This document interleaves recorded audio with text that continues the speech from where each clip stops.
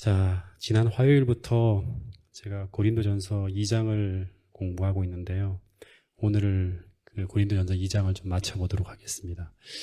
꽤 이제 깊은 좀 이야기를 다룰 텐데 잘 우리가 함께 이해해서 아주 적절한 또 결론들을 함께 공감하면서 내릴 수 있기를 바라겠습니다. 사도 바울이 이제 이 에베소에서 고린도전서를 썼습니다. 근데 3년 전에 고린도에 처음으로 이제 도착해서 사역을 시작할 때 이를 회고하면서 편지를 씁니다.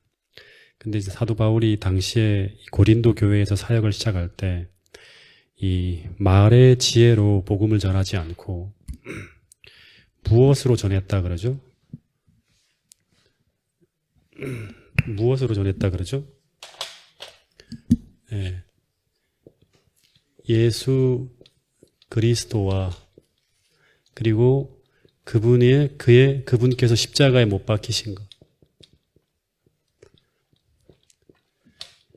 이 두 가지 주제 외에는 알지 아니하기로 작정하였다고 합니다. 그리고 이 두 가지 주제만을 가르쳤다고 하는 거예요. 그러니까 어떻게 보면 우리가 예수님에 대해서 많이 몰입하고 또 그분의 사랑의 어떤 근원인 십자가를 깊이 생각하면 그 뒤에 이야기를 보면 이제 이렇게 되면 성령께서 역사하세요. 그러니까 항상 우리가 충돌하는 게 뭐냐 그러면 세상 지혜와 그러니까 이거는 말의 지혜 혹은 사람의 어떤 능력이죠, 그렇죠? 세상의 지혜와 이 성령의 지혜, 하나님의 지혜예요. 이 두 가지가 이제 충돌하는데 우리로 하여금 이 성령으로 우리가 계속 이끌리게 만들어주는 두 가지 주제가 바로 뭐냐 그러면 이 예수 그리스도와 그분의 십자가예요. 예. 그래서 이 두 가지 외에는 알지 아니하기로 작정하고 복음을 그렇게 전하였다고 합니다. 그런데 이런 결심을 하게 된 계기는 바울이 고린도에 가기 전에 아테네에서 복음을 전했는데 그런데 거기서 이제 사도 바울은 이 세상 지혜로 가득 찬 사람들, 그리스 철학자들을 만나서 아주 자신이 배운 학문적 지식을 가지고 변론과 토론으로 이제 예수님을 전하려고 시도하다가 마치 벽을 만난 것처럼 아주 암담함을 느끼면서 별 열매를 얻지 못하고 실패를 경험하게 됩니다. 그러면서 결심하게 된 게 바로 이 두 가지 외에는 내가 알지 아니하기로 결심하게 되었다 그럽니다. 그리고 3절에 보면 이제 이 바울이 고린도라는 이 도시의 거대함을 보면서 이전과 다르게 심히 떨었다고 합니다. 그러니까 내가 여태까지 가지고 있는 경험이라든가 뭐 그 사람이 가지고 있는 학문적인 대단함을 생각하면 이제 떨지 않을 텐데 내가 이걸로는 아무것도 할 수 없다는 것을 생각하면서 심히 떨었다고. 그런데 이런 겸손하고 겸비하고 간절한 마음으로 사도 바울은 고린도를 향해 걸어 들어갔는데 그런데 아테네와 다르게 하나님의 큰 도움을 경험하면서 거기서 장작 1년 6개월을 머물면서 예수 그리스도와 그의 십자가를 가르쳤는데 굉장히 큰 부흥을 경험하게 됩니다. 그러면서 사도 바울이 그 경험을 이제 3년이 지난 후에 고린도 교인들에게 다시 한번 이제 이런 말을 통해 전합니다. 나는 너무나 약하고 너무나 떨리고 두려워하면서 그 고린도로 들어왔지만 우리가 사역하는 모든 곳에서 성령의 나타남과 능력을 우리가 모두가 경험하지 않았는가, 목격하지 않았는가라고 하는 거예요. 그러면서 하는 말이 내가 이런 이야기를 하는 이유는 너희의 믿음이 사람의 지혜에 있지 아니하고 게바나 아볼로나 나에게 있지 아니하고 다만 하나님의 능력에 있게 하려 함이었다라고 주장을 하고 있습니다. 여러분 정말 중요합니다. 이 교회는 인본주의로 흘러가면 망합니다. 그러니까 신본주의로 흘러가야 돼요. 그래서 이번 전도회를 우리가 앞두고 우리가 교회에서 펼쳐지는 이 전도회의 모든 준비 과정에서 우리가 이렇게 우리 믿음이 사람의 지혜에 있지 아니하고 다만 하나님의 능력에 있다는 것을 고백할 수 있는 그런 성령의 나타남과 능력이 역사하는 그런 전도회가 될 수 있도록 우리 모두가 기도로 준비하는 그런 특별한 전도회가 될 수 있도록 함께 준비할 수 있게 되기를 간절히 바라겠습니다. 그러면서 6절부터 이제 두 번째 이야기가 시작되는데 이 6절부터 9절의 말씀을 이제 다시 한번 읽어보겠습니다. 지난 화요일 날 이 부분을 공부하다가 우리가 마쳤습니다. 6절부터 9절 시작.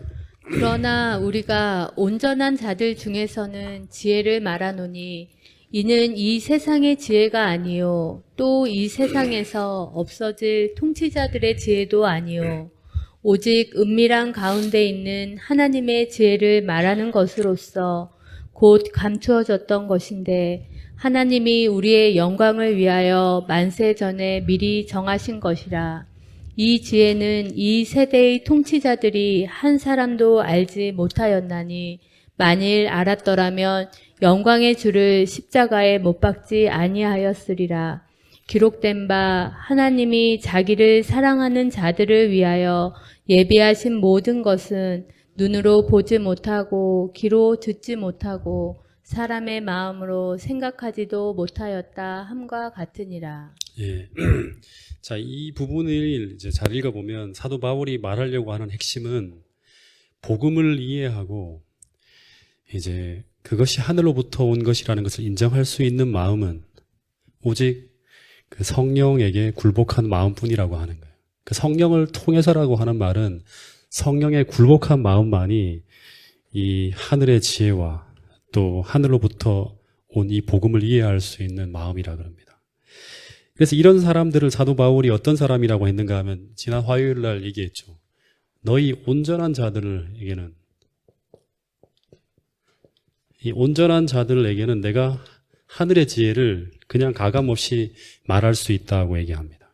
근데 이 온전한 자들이라는 말은 이제 위에 얘기했던 이제 이야기를 다시 반복하면 성령에 굴복한 마음을 가지고 살아가는 사람들 이렇게 이해할 수 있습니다. 그래서 지난 화요일 날 그 설명한 것처럼 얘기하면 이 온전한 자들은 성숙한 자들, 성장한 사람들이죠, 그죠? 예. 성장하고 성숙한 사람들이지 텔레이오스라는 온전한 사람들인데 이 사람들은 성령의 지도와 역사 속에서 자라고 성장하고 있는 믿음의 사람들이에요. 그러니까 계속 성장하고 있는 사람들이에요. 자라고 있는 사람들이에요.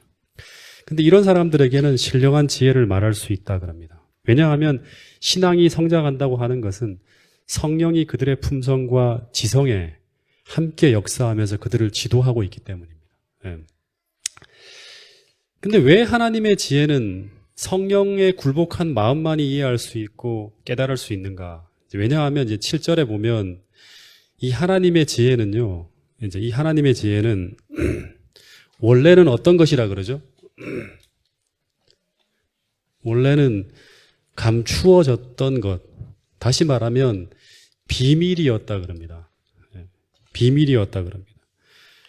그런데 하나님이 우리 영광을 위해서 만세 전에 미리 정하신 것이라고 합니다. 이 말이 무슨 말인가 하면 이 하나님의 지혜란 말을 이렇게 쭉 같이 문맥적으로 같이 보면 이것은 그냥 하나님의 지혜가 아니라 우리를 구원하기 위한 하나님의 지혜, 다시 말하면 우리를 구원하기 위한 하나님의 계획, 구속의 경륜 혹은 복음을 말하는 거죠. 근데 이것은 원래는 만세 전에 세상을 창조하시기 전에 미리 정하신 것인데 그런데 인간이 죄를 짓기 전에는 은밀한 가운데 계속 감춰져 있었어요. 하나님과 세 분만이 아는 거였어요. 근데 아담과 하와가 죄를 지음으로 말미암아 이제 이 비밀이 공개되어집니다. 그래서 하나님이 우리를 구원하시는 이 지혜는 하나님만이 아는 하나님 마음속에 있는 그런 지혜들이기 때문에 이 세상의 지혜로는 깨달을 수 없는 것이라고 하는 거예요. 그래서 우리가 어떻게 그 하늘의 지혜, 이 구원하시는 하나님의 지혜를 알 수 있는가? 그 방법을 9절에 설명을 하고 있어요. 9절. 9절을 한 번 더 읽어보겠습니다. 이 9절. 고린도전서 2장 9절입니다. 시작. 기록된 바 하나님이 자기를 사랑하는 자들을 위하여 예비하신 모든 것은 눈으로 보지 못하고 귀로 듣지 못하고 사람의 마음으로 생각하지도 못하였다 함과 그러니까 같으니라. 하나님이 자기를 사랑하는 자들을 위하여 예비하신 모든 것은 하나님이 예비하신 모든 거예요. 우리 인간들을 위해서 주고자 하는 모든 것은 눈으로 볼 수 없고 귀로도 듣지 못하고 사람의 마음으로도 생각하지 못한다고 하는 것은 우리의 육적인 감각으로 우리가 가지고 있는 세상에 아무리 똑똑한 지혜를 가지고 있다고 하더라도 이 하늘의 지혜와 접촉할 수 있는 인간의 지혜는 없다는 거예요. 근데 그것을 어떻게 깨달을 수 있는가? 사도 바울이 지금까지 이야기하는 모든 부분의 하나의 결론과 같은 게 10절이에요. 무엇을 통해 깨달을 수 있다? 오직 하나님이 보내주신 신성의 제3위이신 성령 하나님을 통해서만이 깨달을 수 있다고 하는 거예요. 성령 하나님을 통해서만이. 자, 9절부터 11절까지를 또 한 번 더 반복해서 읽어보겠습니다. 9절부터 12절까지. 자, 기록된 바, 시작. 기록된 바 하나님이 자기를 사랑하는 자들을 위하여 예비하신 모든 것은 눈으로 보지 못하고 귀로 듣지 못하고 사람의 마음으로 생각하지도 못하였다 함과 같으니라. 오직 하나님이 성령으로 이것을 우리에게 보이셨으니 성령은 모든 것 곧 하나님의 깊은 것까지도 통달하시느니라. 사람의 일을 사람의 속에 있는 영 외에 누가 알리요? 이와 같이 하나님의 일도 하나님의 영 외에는 아무도 알지 못하느니라. 예. 그래서 이 10절에 보면 하나님이 만세 전에 미리 정하였던 이 비밀, 감추어졌던 이 비밀, 하나님만 아시는 이 비밀을 성령으로 보이셨다고 하는 거예요. 성령으로. 성령은 이제 이 부분부터 계속 설명되어지는 게 이제 그 성령에 대한 이야기인데요. 이 성령은 그 아버지 하나님, 아들 하나님, 성령 하나님으로 표현되어지는 이 세 분의 하나님 중에 한 분이신 하나님이에요. 하나님. 그죠? 인격을 갖추신 하나님이에요. 근데 이 성령 하나님이, 그러니까 성령이라고 하기보다 이제 정확하게 하도 요즘에 성령 하나님을 부인하는 그런 재림교회 안에서의 어떤 움직임이 있기 때문에 아주 성령 하나님이라고 적을게요. 이 성령 하나님의 대표적인 사역이 무엇일까요? 성령 하나님이 이 땅에 우리에게 오셔서 하시는 일 중에 대표적인 사역이 뭘까요? 예수님이 정확하게 요한복음 14장부터 16장에 걸쳐서 성령에 대해서 여러 번 반복해서 이야기하는데요. 성령 하나님에 대해서 말씀하실 때마다 반복하신 게 있어요. 성령 하나님이 우리에게 역사하셔서 하시는 성령 하나님의 사역의 대표적인 사역이 뭘까요? 성령 하나님의 사역을 예수님은 무엇라고 말씀하셨는가 하면 이 성령 하나님은 우리를 진리로 인도하는 분이라고 계속 얘기를 해요. 네. 그러니까 무슨 기적을 나타내어주고 무슨 뭐 홍해를 가르고 죽은 자를 살리시고 하는 그러한 일들보다 이 성령 하나님이 우리에게 하시는 가장 중요한 일 중에 하나는 진리로 인도하시는 분이라고. 다시 말해서 진리를 깨닫게 하고 진리를 이해하게 하시고 그리고 진리를 생각나게 하시는 분이 바로 이 진리로 우리를 인도하시는 성령 하나님이라고 하는 거예요. 읽어볼게요. 요한복음 14장 26절 보세요.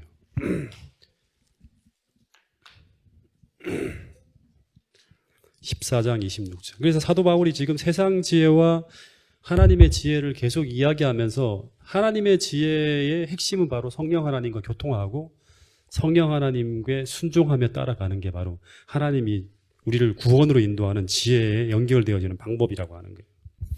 자, 14장 26절에 보면 보혜사 곧 아버지께서 내 이름으로 보내실 성령 그가 너희에게 모든 것을 가르치고 내가 너희에게 말하는 모든 것을 어떻게 한다? 생각나게 한다. 예, 가르치고 생각나게 하는 게 바로 성령 하나님이에요. 예. 그래서 이걸 통해서 우리에게 뭘 가르치냐 그러면 만세 전에 새 하나님만이 가지고 있던 이 구원의 계획, 구원의 지혜를 우리가 이해하고 깨닫고 그 구원의 계획에 우리가 동참하고 그 성령 하나님이 그리로 인도하시는 방향으로 계속 우리가 궁금할 때마다 지도를 받으며 나갈 수 있도록 만들어주는 게 바로 성령의 역사예요. 그리고 16장 12절 보세요. 16장 12절. 요한복음이에요.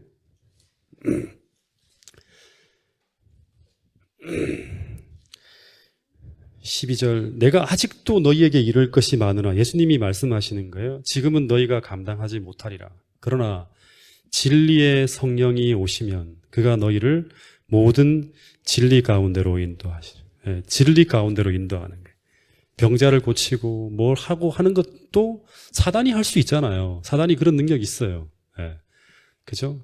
그런데 그런 능력이 아니라 성령께서 오실 때 우리에게 가장 그 핵심 사역은 우리를 바른 진리 가운데로 계속 인도하신다고 하는 거예요. 다시 말하지만 예수님께서 이 땅에 계실 때 성령에 대해 말씀하신 것을 살펴볼 때 성령 하나님께서 하시는 가장 중요한 사역은 진리를 깨닫게 하고 생각나게 하셔서 결국 우리로 하여금 진리로 인도하는 것이다. 이 부분을 우리가 놓치지 않고 마음속에 담고 돌아갈 수 있기를 간절히 바라겠습니다. 그래서 바울은 10절에서 오직 우리가 이 진리를 이해할 수 있는 유일한 방법은 성령의 인도하심을 통해서만이 이 하늘의 지혜를 이해할 수 있는데 그 이유는 성령은 모든 것, 하나님의 깊은 것까지도 통달하시는 전지전능한 하나님이시기 때문에 그렇다고 하는 거예요. 그래서 11절에 사람의 일을 사람 속에 있는 영 외에는 누가 알리요? 이와 같이 하나님의 일도 하나님의 영 외에는 아무도 알지 못하느니라 라고 말하는 거예요. 그러니까 이 말은 사람의 마음속에 담긴 개인적인 생각과 의도와 계획은 그 사람이 친히 알려주지 않는 한 그 누구도 그 안에 있는 것을 알 수 없죠. 똑같이 하나님의 마음속에서 나온 이 하나님의 지혜와 계획은 하나님 자신이 알려주기 전에는 알지 못한다고 하는 거예요. 그런데 그것을 알려주기 위해 이 땅에 오신 분이 바로 그 하나님의 마음을 가진 첫 번째는 누구예요? 예수 그리스도이시고 그리고 그 예수님이 하늘로 올라가신 이후에 그 예수 그리스도와 같은 마음과 생각과 지혜를 가지고 우리를 지도하기 위해서 이 땅에 오신 또 다른 분이 계신데 하나님이 계신데 그분이 바로 보혜사 성령 하나님이라고 하는 거예요. 또 다른 보혜사 예수님과 같이 우리를 가르치고 지도하시는 성령 하나님이라고 하는 거예요. 그래서 우리가 이 하나님의 깊은 지혜를 알 수 있는 유일한 길은 하나님의 마음과 생각을 가지고 우리 마음속에 임하시는 이 성령 하나님과의 교제와 교통을 통해서라고 하는 거예요. 이걸 계속 강조하고 있는 거예요. 그래서 계속적으로 우리가 하나님의 지혜와 지식을 알아가는 가운데 성장해 가려면 오늘 우리는 더 많은 성경 연구를 통해서 성경 지식을 쌓아가는 것만이 아니라 먼저는 성령의 인도와 조명에 기꺼이 순종할 수 있는 마음 상태인가 아닌가. 이 마음 상태를 유지하는 것이 더 중요하다는 것을 잊지 않아야 한다는 것입니다. 옛날에 제가 신학교를 다닐 때 미국의 이제 명문 대학들이 대부분 동부에 있죠. 그 동부의 신학과들도 참 많아요. 거기서 졸업하신 분 중에 한 분이 36대 신학과 교수님으로 계신 분도 계신데 근데 이 미국 동부에 있는 명문대 신학과 교수 중에 대다수가 하나님을 믿지 않는 사람들이라고 하는 이야기를 듣고 제가 충격에 빠졌어요. 이런 것들은 지금 그 한국에 있는 신학교에도 많아요. 거기서 이제 문서 비평이니 고등 비평이니 하는 학문적으로는 되게 뛰어난데 신앙심은 하나도 없고 심지어 하나님을 떠난 사람들이 그 학문적인 어떤 그런 지식을 가지고 학생들을 가르치고 있는 분들이 참 많아요. 그나마 하나님을 믿는 신학과 교수들도 교회만 다니는 수준이지 신앙심이 거의 없는 분들이 대다수라고 합니다. 오늘날 그래요. 지금 신학이 발달하면 발달할수록 독일 신학이 굉장히 이제 고도로 발달했는데 그 신학이 발달하면 발달할수록 교회는 더 이제 불이 꺼지는 거예요. 신앙심이 다 사라지는 거예요. 근데 그분들이 성경에 대한 굉장히 많은 연구와 굉장히 많은 지혜와 지식을 가지고 그걸 파고 있는데도 불구하고 그들의 그런 신앙 상태가 그 모양인 이유가 무엇일까를 참 고민한 적이 있습니다. 근데 그 이유는 바로 이런 이유입니다. 그들은 무엇을 통해서 성경을 통해서 성경을 파고들지 않았다고 하는 거예요. 성령을 통해서 하나님이 주신 말씀을 봐야 되는데 성령을 제외하고 그냥 세상 지혜를 가지고 성경을 파고드니까 이걸 뭐예요? 2000년 전 또는 3500년 전에 쓰여진 하나의 고문서, 옛날에 오래된 책밖에 안 되는 거예요. 마찬가지로 오늘 우리가 하나님의 뜻을 헤아리고 하나님의 구속의 지혜를 겸비한 마음으로 받아서 순종하고자 하는 마음을 가지고 성경을 연구하지 않으면 우리는 성경을 연구하는 가운데 성령의 조명을 받을 수가 없고요. 그렇게 될 때 우리는 성경에 대한 지식은 잘 아는데 우리를 변화시키고 우리를 거룩하게 하는 영적인 지식은 얻지 못하는 일이 벌어질 수 있다는 거예요. 성경은 되게 잘 가르치고 많이 아는데 신앙의 상태는 거의 파탄 수준에 있는 사람들을 참 많이 봅니다. 여러분, 오늘 우리 모두가 성경을 공부하되 다른 사람들에게 뭔가 내가 가지고 있는 성경의 지식이 이만큼이라는 걸 자랑하는 어떤 그런 마음을 가지고 성경을 가르치는 것이 아니라 먼저 우리가 순종하려고 하는 마음을 가지고 하나님 앞에 겸비하게 성령을 구하면서 성령의 조명을 통해서 성경을 탐구하고 또 하나님이 주시는 그 영적인 지식을 받음으로 말미암아 성령께서 우리에게 역사하는 가운데 우리의 신앙의 성장을 함께 교회할 수 있는 그런 저와 여러분들이 될 수 있기를 간절히 바라겠습니다. 12절, 13절 이제 조금 더 읽어보겠습니다. 시작. 우리가 세상의 영을 받지 아니하고 오직 하나님으로부터 온 영을 받았으니 이는 우리로 하여금 하나님께서 우리에게 은혜로 주신 것들을 알게 하려 하심이라. 우리가 이것을 말하거니와 사람의 지혜가 가르친 말로 아니하고 오직 성령께서 가르치신 것으로 하니 영적인 일은 영적인 것으로 분별하느니라. 예, 12절에 우리가 세상의 영을 받지 아니하고 오직 하나님으로부터 온 영을 받았다고 하는데 우리는요 이 세상 신이나 세상으로부터 온 영이죠, 그렇죠? 아니면 하나님이 보내 하나님으로부터 온 성령 이 둘 중에 하나를 우리는 꼭 받고 살아갈 수밖에 없어요. 이 두 영 중에 하나를 따라가는 거예요. 그래서 뭐 사도 바울은 이 세상 신을 따라가는 걸 가지고 육체 뭐라고 얘기도 하기도 하고 이 성경을 따라가고 있는 사람들을 하나님의 은혜 가운데 살아간다 뭐 이런 얘기로 표현하는 거예요. 전부 다 같은 이야기들이에요. 그러니까 우리는 둘 중에 하나를 추구하게 돼 있어요. 왜냐 그러면 세상엔 두 종류의 신밖에 없으니까. 근데 이 세상의 영은 하나님의 영과는 반대되는 개념으로 이것을 소유한 사람들은 세상에 관해서는 잘 알아요. 잘 알지만 하나님의 영역에 대해서는 잘 모릅니다. 그리고 이 세상의 영을 받은 사람들은 하늘의 것들에 대해서는 기쁨을 발견하지 못해요. 하늘의 것들을 통해서는 아무리 뭐 그런 얘기를 하더라도 기쁘지 않아요. 근데 세상 일에서는 굉장히 즐거움과 기쁨을 많이 발견합니다. 그리고 이 사람들은 이 생의 일시적인 것들에는 관심이 많아요. 근데 하늘의 영원한 것들에는 관심이 별로 없어요. 이 대화를 나눠보면 알아요. 그래서 만약 우리가 이 세상의 영을 받은 사람들, 다시 말하면 하늘의 것들에 대해서는 기쁨을 발견하지 못하고 세상 일에는 기쁨을 발견하고 그리고 일시적인 것들에 관심이 많다고 하면 이런 상태로 우리가 살고 있다 그러면 오늘 우리는 회개해야 됩니다. 반대로 하나님의 영을 따라가는 사람들은 하나님의 영역에 대해서는 잘 알고 있고 하늘의 것들을 통해서 기쁨을 발견하고 그리고 이 세상의 일시적인 것이 아니라 영원한 것들에 관심을 갖고 살아가는 사람들이 바로 이 성령 하나님의 지도를 받고 있는 사람들이에요. 그래서 바울은 오늘 우리는 다시 말하면 고린도 교인들 너희들은 하늘로부터 온 영을 받은 사람들이라고 하는 거예요. 근데 이 하나님께서 우리에게 이 하나님으로부터 온 영, 다시 말하면 성령을 주신 목적이 있어요.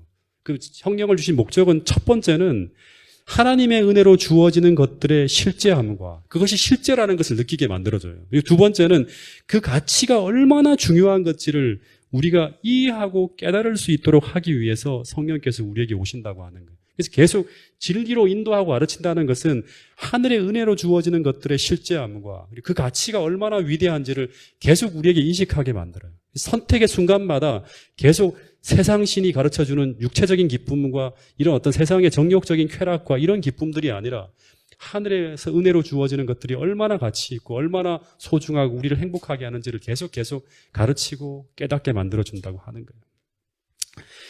그리고 이 하나님의 영은 오늘 우리에게 하늘의 은혜로 주어진 것들을 가르쳐 줄 뿐 아니라 그것을 받아들인 자 안에서 그 하나님의 뜻이 이루어지게 만들어주는 거예요. 그러니까 지식만을 주는 게 아니라 그 지식을 우리가 이해하고 깨닫게 되면 그 하나님의 성령을 통해 주어지는 그 지식들을 받아들인 자 안에서 그 하나님의 뜻이 이루어지도록 역사한다는 거예요.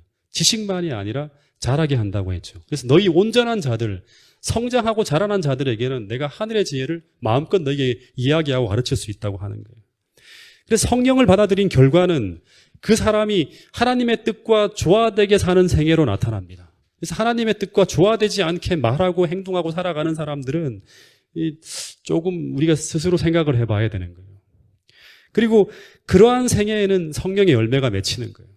그래서 성령은 결국 세상의 영에서 떠난 사람들을 천국 시민이 되는데 적합하도록 계속 이끄신다고 말합니다. 그것을 가지고 뭐라 그러죠? 성화라고 하는 거예요. 네, 성하가 아니라 성화. 네. 아유, 우리 성화가 설교 말씀을 잘 듣고 있죠, 맨 앞에서. 그죠? 자, 그러면서 바울은 결론적으로 이런 말을 합니다. 우리가 이것을 말하거니와 내가 사람의 지혜에 가르친 말로 아니하고 오직 성령께서 가르친 것으로 하니 영적인 일은 영적인 것으로 분별된다. 그래서 이 사도 바울이 계속 이제 이야기하는 것 중에 하나가 바로 뭐냐 그러면 시작에도 얘기했지만 그러니까 사람의 말이에요. 사람의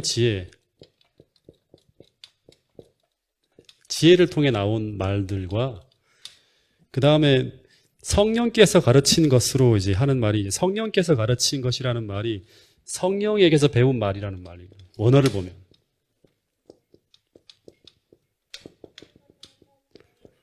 성령에게서 배운 언어와 말을 자기는 사용한다는 거예요. 근데 사람의 지혜는 사람들이 사용하는 그걸 통해서 나온 언어와 지혜를 사용하게 된다고 하는 거예요. 다시 말해 바울은 고린도 교회의 사람들에게 내가 가르친 모든 것은 사람에게서 배운 지혜와 가르친 말이 아니라는 거예요. 자신은 지금도 성령의 지도 아래 있으며 자기의 사상이 성령을 통해 지도받은 교훈이기 때문에 그래서 자신이 전하는 이 하늘의 지혜는 오직 성령의 창이라고 말할 수 있죠. 하늘의 렌즈와 하늘이 주신 창을 통하지 않고는 이해할 수도 깨달을 수도 분별하기도 어렵다고 하는 거예요. 다 지식을 들었는데도 그것이 어떻게 진짜 실제하지 이렇게 이제 말하는 사람들이 있죠. 예. 그래도 못 믿겠다고 하는 사람들이 있죠. 그러니까 이건 다시 말하면 성령께서 우리의 마음을 감동시켜 주시고 그 보이지 않는 세계를 열어 보여주지 않으면 우리는 이해할 수 없는 거예요. 그래서 하늘에서 주어진 이 신령한 것은 하늘에 속한 자를 통해서만이 온전히 이해될 수 있다고 하는 말이에요. 그러니까 다시 말하면 성령을 따라 살아가는 사람들이 바로 성령에게 속한 사람, 하늘에 속한 사람이죠.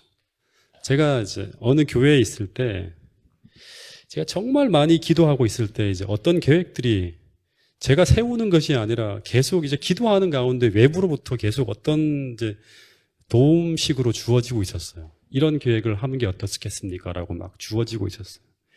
그래서 그때마다 제가 그것을 기도 응답으로 받아들이고 이제 그것을 교회 직원에 올리고 그리고 그것이 세워진 배경을 설명하면서 하나님이 주신 기회이니까 한번 해보자고 막 제안을 하면서 설득을 했어요.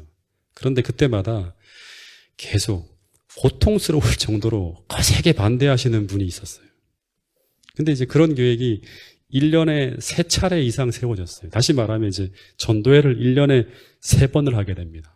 뭐 한 거의 10년 가까이 전도회를 한 번도 안 하던 교회에 1년에 3차례씩, 3차례를, 다시 말하면 그것도 엄청나게 큰 전도회를 3번을 한다고 하니까 그분은 그때마다 말도 안 된다 반대를 하셨어요. 그리고 제가 아주 그때는 또 경험이 전혀 없는 사람이기 때문에 무슨 아무것도 하지 않은 이 목회 초년생이 그냥 아무것도 모르고 그냥 하려고만 한다 하면서 굉장히 제 얘기를 제가 이거는 하나님이 주신 계획입니다라고 얘기를 하더라도 네 머리에서 나온 계획이지 무슨 하나님이 주신 계획이냐 하면서 반대를 하셨어요. 그런데 그 반대 이야기가 정말 그분이 되게 똑똑하세요. 아주 합리적이고 아주 논리적이고 아주 지혜로웠어요. 근데 이제 그분의 입에서 나오는 말 중에 단 한 번 한마디도 믿음에 대한 이야기, 성령에 대한 이야기는 거의 없었어요. 저는 계속 믿음에 대해서 얘기하고 성령에 대해서 얘기하고 그리고 기도하는 도중에 하나님이 주신 것을 확신할 수 있는 여러 가지 제안들을 했어요. 근데 전도회는 3차례 모두 진행이 되어졌고 그리고 그 일은 3차례 모두 그분의 합리적이고 지혜로운 모든 이론을 무너뜨리고 뛰어넘는 방법으로 다 이루어져요. 그리고 아무 열매도 없을 것이라는 그분의 주장을 뛰어넘어서 그 진짜 캄캄하고 정말 사람들이 올 수 없는 그 교회에 상상할 수 없는 열매를 통해서 그 하나님의 방법이 인간의 지혜와 다르다는 것을 가르쳐 주면서 모든 것이 이제 진행되어지고 마무리되어지는 걸 봤어요. 여러분, 그래서 하나님이 일하시는 방법은 어쩌면 이런 거예요. 그러니까 그때 그 1년이 지나고 난 다음에 제가 느꼈던 건 뭐냐 그러면 같이 참석한 사람들이 뭐 거의 교회가 다 비었었죠. 근데 양쪽이 다 채워지고 그 신년 첫 안식일 날 권정혜 목사님이 오셨는데 어떻게 이런 일이 벌어졌냐고 얘기를 하는데 우리는 말할 수 없다. 우리는 말할 수 없다. 제가 서두에 얘기했죠. 교회가 사람이 아니라 이게 하나님이 지혜로 하나님께서 경영하셨고 하나님이 하셨다는 그 역사가 나타날 때 교인들은 굉장히 영적으로 강화되어집니다. 그리고 신앙적으로 몰입하게 되고 기도하는 세계로 들어가게 되는 거예요. 그래서 하나님이 일하시는 방법은 어쩌면 이런 거예요. 모든 사람의 이론을 파하고 사람의 뛰어난 지혜를 다 부끄럽게 만들면서 어떻게 사람이 변화될 수 있냐. 그런 사람들은 도저히 변화될 수 없다고 말하는데 성령께서는 가능하다고 말하거든요. 어떻게 그런 교회가 다시 일어날 수 있나. 그건 세상적인 방법으로는 불가능하다. 그러나 성령께서는 가능하다 얘기하는 거예요. 그래서 이 사람의 지혜와 말과 판단과 기준과 경제학 모든 걸 다 뛰어넘고 무너뜨리면서 하나님께서 새로운 세계를 창조하는 거예요. 새로운 패러다임을 만들어가는 거예요. 그 보이지 않는 사람들에게 하나님이 존재한다는 걸 가르쳐주는 방식으로 일을 진행한다는 거예요.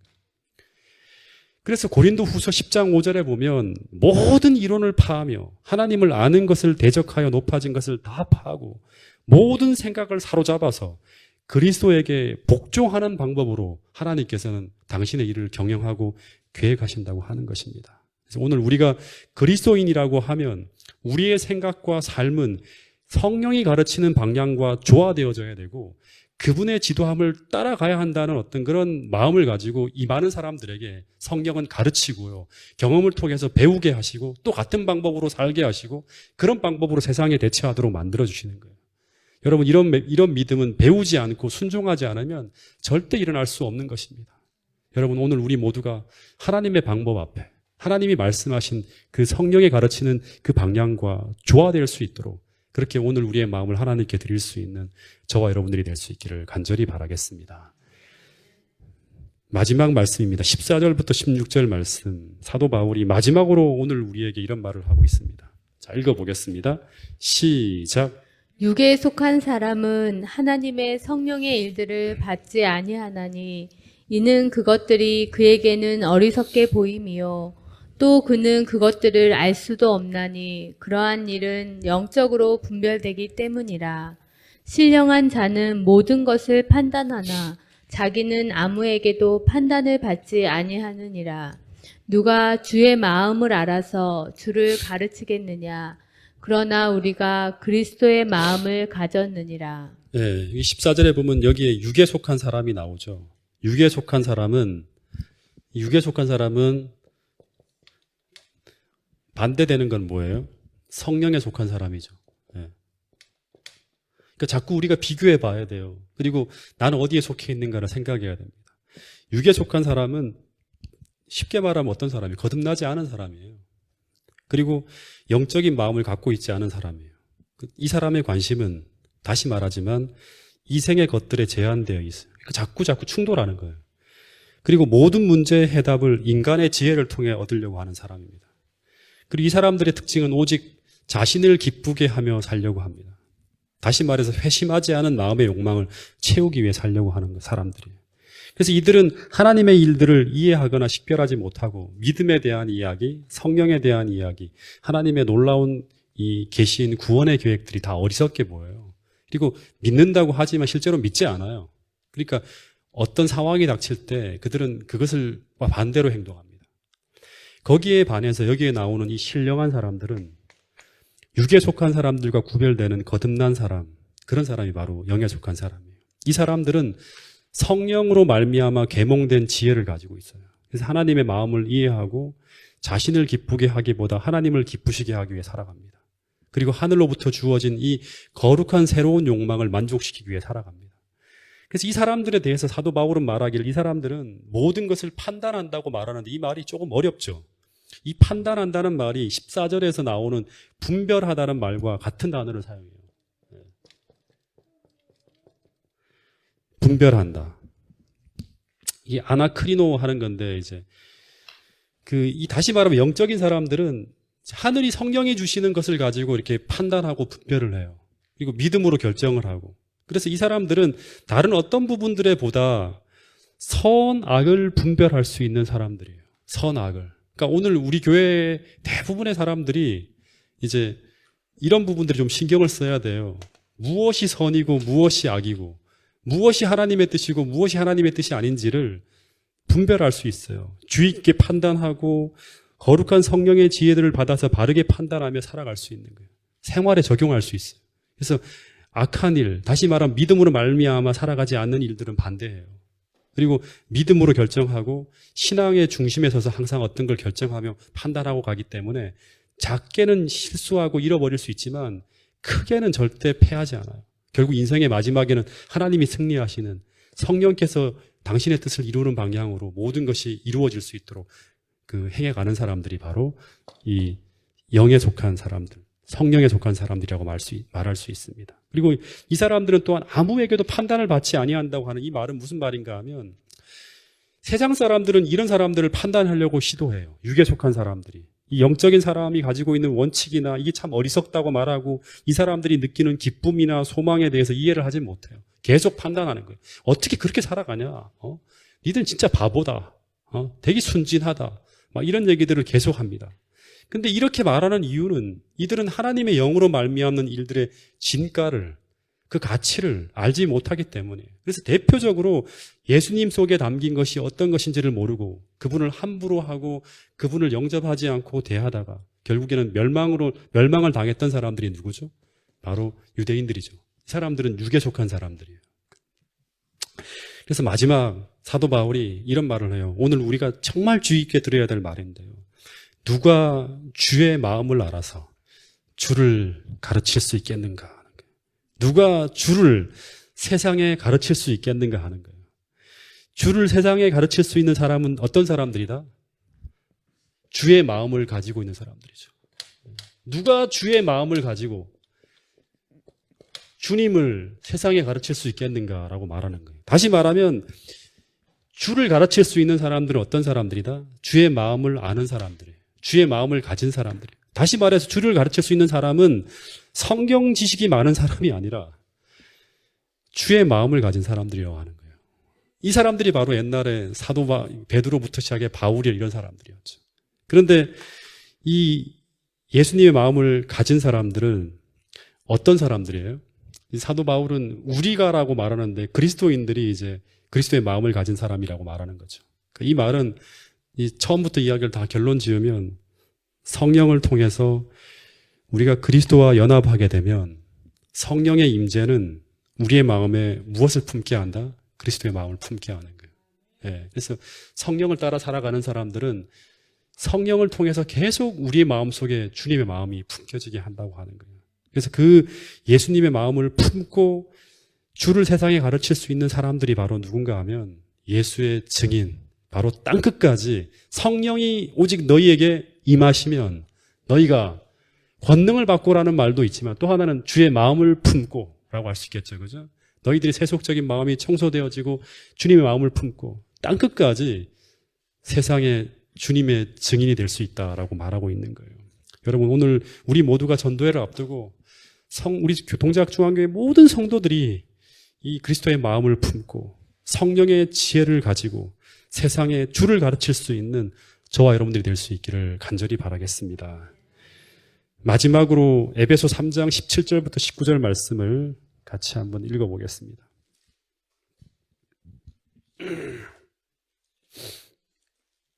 에베소 3장 17절부터 19절 말씀입니다. 시작. 믿음으로 말미암아 그리스도께서 너희 마음에 계시게 하시옵고 너희가 사랑 가운데서 뿌리가 박히고 터가 굳어져서 능히 모든 성도와 함께 지식에 넘치는 그리스도의 사랑을 알고 그 너비와 길이와 높이와 깊이가 어떠함을 깨달아 하나님의 모든 충만하신 것으로 너희에게 충만하게 하시기를 구하노라. 자, 제가 오늘 가르쳤던 내용들이 다 담겨 있어요. 믿음으로 말미암아 그리스도께서 너희 마음에 계시게 하시옵고 너희가 사랑 가운데서 뿌리가 박히고 터가 굳어져서 능히 모든 성도와 함께 지식에 넘치는 무엇을 알고 그리스도의 사랑을 알고 그 길이와 넓이와 높이와 깊이가 어떠함을 깨달아서 하나님의 모든 충만하신 것으로 너희에게 충만하게 하시기를 구하노라. 이 기도가 사도 바울이 하는 이 기도가 오늘 우리 모두에게 향하는 기도가 될 수 있기를 간절히 바라겠습니다. 빌립보서 2장 13절에서도 너희 안에서 행하시는 이는 하나님이시니 너희 마음 안에서 행하시는 이는 하나님이시니 자기의 기쁘신 뜻을 위하여 너희에게 소원을 두고 행하게 하시나니라고 합니다. 오늘 우리 마음 가운데 행하시는 이가 하나님이시라는 사실을 꼭 기억하시고 그분의 기쁘신 뜻이 성취될 수 있도록 이 하나님의 소원이 이루어질 수 있도록 그 방향으로 어떤 순간에도 흔들리지 않고 끝까지 걸어가는 우리 동작중앙교회 모든 성도들이 될 수 있기를 간절히 바라겠습니다.